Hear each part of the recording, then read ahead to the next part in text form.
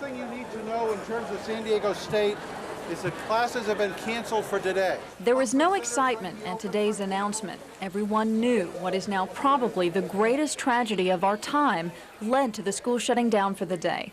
Many stood numb in disbelief.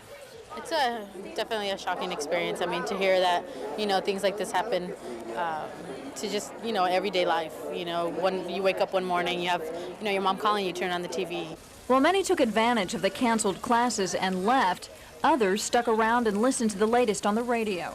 The Associated Press reporting on a passenger that was on United Flight 93. Now, this is something the university president didn't mind. The natural thing to do at a moment like this is for people to be together and talk with one another. So it's not that we're encouraging folks to necessarily go home.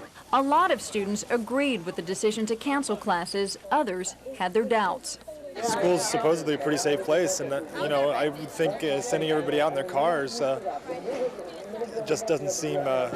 I would rather just stay here and have class. And why be in school when you could be at home, maybe watching the news, calling your family, calling your parents, calling family that you may have in New York and make sure that they're okay. Campus security was heightened and communication systems were put in place, but only as a precaution. Students were reassured that there was no local threat.